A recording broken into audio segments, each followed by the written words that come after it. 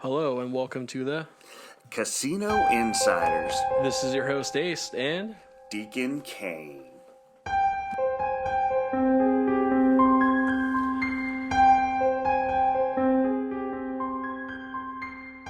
Deacon. What's going on, man? Ace.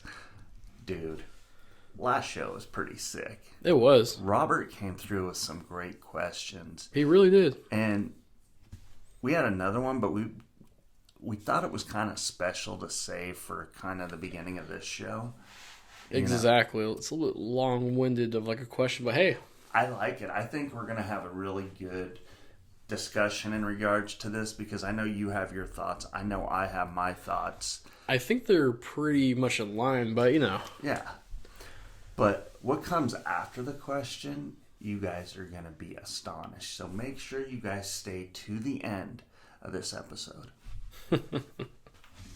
Just so everybody knows, Robert's from Toronto, Canada. Thank you again, Robert. Thank you, Robert. We really appreciate you. And Ace is going to go ahead and read this question.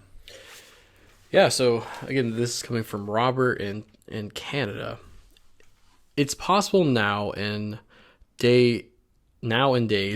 to make such small chips, which I think he's referring to RFID chips. Okay. With that being said, if not already being done, could casinos put small chips in the cards and have the shuffler machine read them, therefore taking away the pure randomness of the cards and basically making all live card games just glorified slot machines? With some exceptions from players coming and going, changing the cycle for a hand or so. I know this is a complicated question and probably a lot of work, but any advantage the casino is willing to get? So, to kind of just simplify the question for everybody out there, could there be microchips in cards? Playing cards? Yeah. You know what? I'm going to go out on a limb and say probably not. Again, I'm with you on that. I feel like that's such a huge probably expense. Exactly. That's the big thing is the expense to the casino because the casino doesn't want to put any money out. They want to take all the money. Exactly. And especially they don't spend extra money on stuff, Exactly. And that's probably, especially with the contacting the card makers, and that's just way too unnecessary. And a good way you could also double check it. You could is this. A lot of casinos sell their old used cards. Mm-hmm. You could buy a pack, see what happens, and go from there. Just look for it. I mean, yeah. Which, again, I've done that a couple times. I bought just used cards because it said, the Caesars or whatever on it. It was just a more memorable thing to have at the kitchen table. But every single time I had one of those, it's just normal playing cards. Yeah. Literally. Always have been. With a big old hole in the center. Exactly. Yeah. But I will say this. I do know that with Baccarat, they actually, in the high limit areas, they actually throw the cards away. Yeah. Yeah. Yeah, that's one of those things. I think it's like a anti-cheating measure they put in place. So that way they don't reuse the same deck, and that opens up a whole new can of worms. Ugh. But I kind of want to elaborate a little bit on the microchip. Okay. Sitting there and playing with cards and trying to make the cards the way you want it for certain somehow, some way, it's kind of difficult. But for a machine to actually do that inside of the small area, I don't think it could be possible. I don't think so either. I really don't. Running it through my head, running all the algorithms, it'd have to shuffle almost 15,000 times in between shuffles, technically decks, for it to be done in the right, perfect, absolute way you would think, right? And see, it's kind of funny because those shufflers, they're literally just shufflers. I know, they're like 4 inches by 4 inches or something ridiculous. Yeah, they're really small, and they're literally just shufflers. There's nothing special to them. So there's no way that they could do that.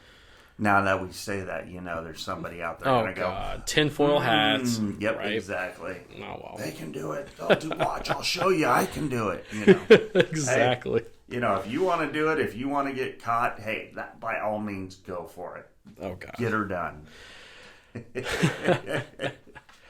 Anyway. All right. Thank you again, Robert. Seriously. Great question. Appreciate it. That is a really good question.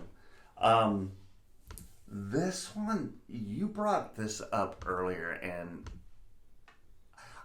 we were talking about it, and we kind of didn't know where to go with it. And I don't know. I'm like, I think we're going to be probably the first to actually do an actual talk in regards to it. I think so too. But, also, I see news agencies reporting on it, but it's not really, popular. But, of course, we got to do fun facts first before we get to that. Oh, yeah. Come on. We love our fun facts around here. I know. I'm so excited about that one. But yes, fun facts. God, no, I'm really excited too, but... All right, stand by one. I'm bringing up the fun facts. Well, you know what? I have one right now. All right, get her done. So, did you know during the COVID-19 lockdowns and closures of land-based casinos, they have prompted punters to turn to the internet to bet? Interesting. So during the lockdown, roughly 60% of players made the switch to online betting and gambling, while the other 40 would try online casinos if they weren't worried about scams. I can see that. Mm-hmm. I could absolutely see that. It's kind of funny too, because I see people, on like a slot machine, playing the slot machine, and then they have like their phone open to the same game, but they're playing a virtual slot machine on top of that. Yeah. I think that's the funniest thing. It's like, what are you doing? Oh my God, I'm glad I'm not the only one that thinks that's ridiculous. Mm-hmm. That does crack me up. That really does. And what's funny is, sorry, I gotta laugh at this. I've actually seen people losing at the casino and then being on their phone, sitting there tapping the slot machine and tapping the phone, and you could just see the numbers on there, and they're just losing. It's like, well, I gotta make my money up somehow, but that's just not gonna happen. It looks like, yeah, that's just craziness. I've got one here. Ooh, lay it on me. So I'm gonna go back to roulette again. Okay. Ooh, man, you and roulette. I don't swear. know what it is lately. It seems to be popping out at me. I might have to go play tonight. I don't know. There you go. So a lot of people don't realize this, but roulette was initially called roly-poly. Yeah, roly-poly. Go figure. Would you want to play a game called roly-poly? I don't know if I would. Just like the whole insect, man. Wow. Exactly. There you go. Roulette is one of the best beginning casino games, and is the third most popular game in casinos, preceded only by slots and craps. This game was created in the early 1700s in France, which we talked about. That France has invented a bunch of gambling things. Yes, they like to gamble in France. There you go. The first roulette wheel had black and white pockets rather than red and black, and striped black and white pockets for the 0 and 00 pockets. In 1796, the modern roulette wheel made its debut in French casinos and has become an indispensable part of gambling establishments ever since.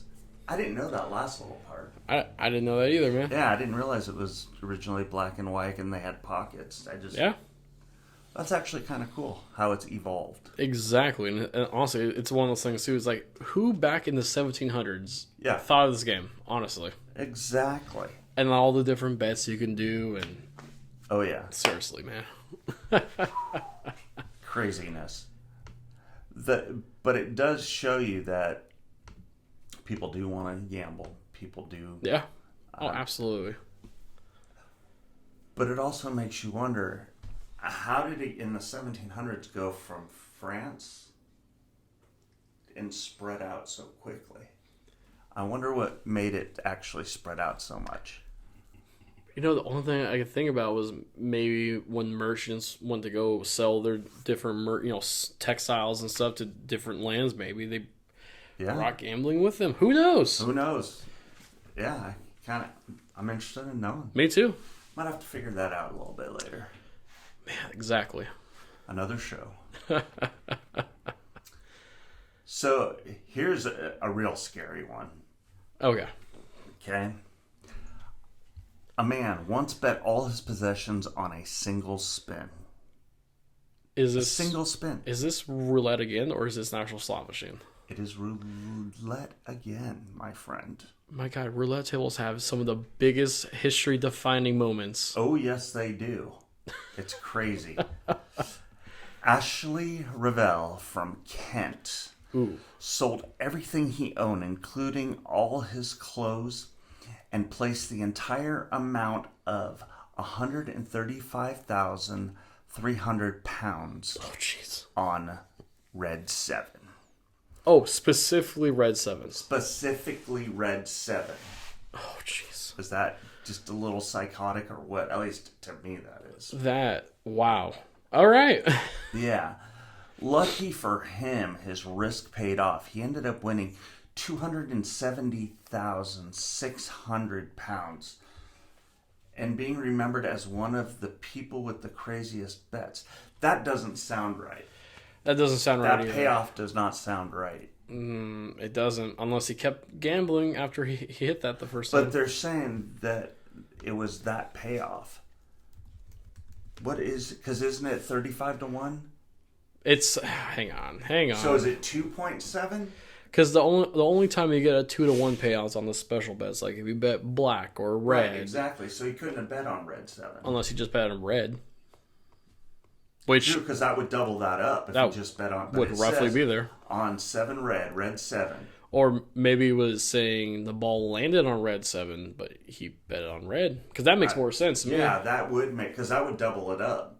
Yeah, it really would. Yeah. Yeah, because if you do if you do like a single number, that's a lot more. So hold on. Let's see. Yeah, because it's a 35 to 1 payout. Yeah, that's what I thought. Yeah. 35 to 1. Yeah, which that guy would have been a whole lot richer. So Yeah. he definitely made definitely a side bet somewhere. So hold on. 135,000. I got to see what this would be. We'll just do 135,000 times 35 equals, that'd be 4.725 million Jesus. pounds. Yeah, again, I'm staring at this. I'm like, that's a 2-to-1 payout for sure, and he had to bet red. It had to be one of those deciding factors. Yeah, it had to be. It had to be a side bet because that guy'd be lucky, or they screwed up on the reporting. They probably screwed that up. Yeah, that wouldn't surprise me. All right.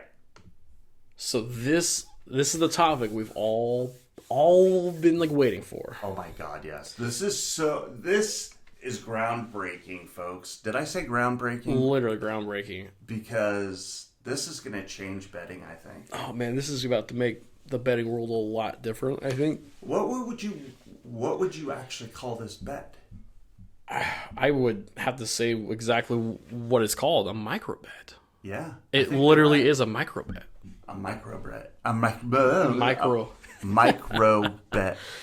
But you got to be so specific. Okay, so Here it is, folks. okay, so imagine this. You sit down. You're like, "Hey, I have $5 and I want to bet on this very specific thing. I want to bet, for example, a Yankees player. You have to name the specific player. Will hit a home run on the 4th pitch he sees in a given at bat, which will be a curveball. So the ball has to be a curveball. It can't be a changeup. It can't be it has to be specifically on this pitch for this player. It has to be a curveball or whatever ball, and then it's also spinning. The ball itself is spinning at a certain speed. See, that means that it would have to be revolutions per second. Yeah. So therefore, it would have RPM. to be, yeah. Oh my God. And no, so- RPS. RPS, yeah. But yeah. But no, seriously, it's one of those things. It's that $5 bet. If you can nail all of that, it can net you $5,000 potentially Wow. for a $5 bet. But man, that is so specific. That is. Could you imagine you get everything but the speed of the ball right? Yeah. You hit 5 out of 6 things that you needed to get, so you don't win $1,000. Which makes me think. Okay, so if they get X number of them right, do they win something? Yep. I don't know. I just saw this. I was like, micro betting. No, it's called kissing your sister. You lose. It's not something you ever want to do. But yeah, no, man, I saw this because honestly, this can make betting a little bit more interesting. It could. Because it's not just like the long, like, oh, I think they're going to win, the blah, blah. This is like, you can make more rapid fire bets. You can make more rapid fire bets, but who's going to win more? I want to say, dude, the house. There's no way, especially being that specific. The house. And I think that 1,000 to 1, I think they're going to have to bump that up. I think if they want to make this successful, they'd have to bump it up. I almost want to say it has to be whatever the bet is, they figure out whatever the potential payout is. Let's be honest. These are also the prop bets.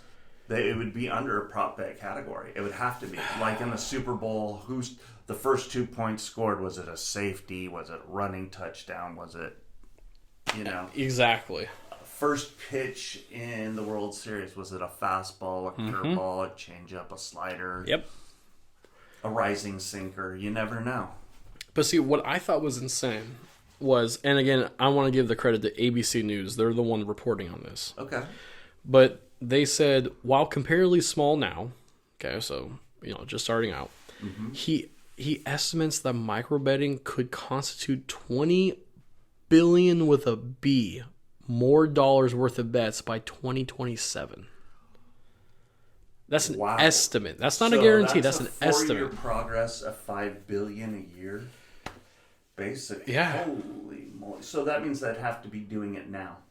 They would have to be, but are they? That's the thing. Are they? And where would it be? Would it be like on a DraftKings, a prize bet? But you wouldn't be able to do it in the certain states. Unless there's only one state that made this legal for whatever. I don't know. I'm so curious. I really want to do more research, I think, for a future episode. Yeah. On this, but man, I almost just want to keep following the story to see what it develops to. We're gonna have to update this once every couple of months just to see how it's going, where it's going, what it's doing. Yeah, because I think that's going to be key to a lot of it, is how is the progression going? And with the fraction, does that mean that people can use cryptocurrency? Maybe. Who knows? But yeah, no, this will definitely make sports betting a lot more interesting just because it's a lot more, you can make so many more bets a game. Yeah. But oddly specific bets. Yeah. So I know I used to, when we go to ball games and we'd sit up in the club and watch the game, my buddies and I, we would bet. Okay, we'd get $100 in ones and we would say what that at bat was going to be for that hitter. And we'd all throw $1 on the table. Well, if nobody got what that hitter did, then it would compile up. It would get more and more and more and more. The most I won was $700-800 one time because there was 9 of us playing. And you talk about crazy. But if the last out of the game was made in the 9th inning or whatever extra innings it was, and nobody won, the tip always went to the bartender. Bartender one time made $1,800 off of us. Oh, that's awesome. But he also took really damn good care of us. Yeah. Oh, I bet. I think our bar bill should have been $900. Yeah. So we took very good care of him. Let's just say that. Oh, man.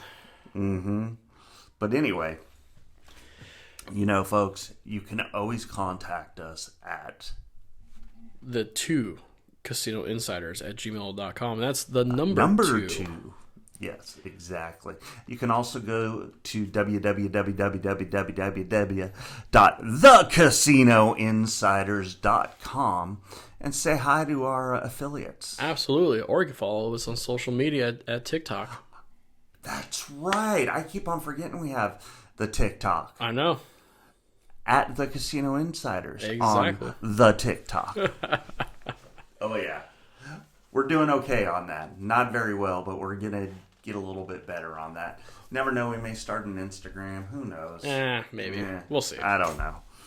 Anyway, and near and dear to our hearts. Always. Definitely. If you have a gambling problem and need help, please contact 1-800-GAMBLER. Please. Definitely. Well, that's it for this show. Whew. Ace. Deacon. Great job. You too, man. Thank you. And we almost forgot. Deuces!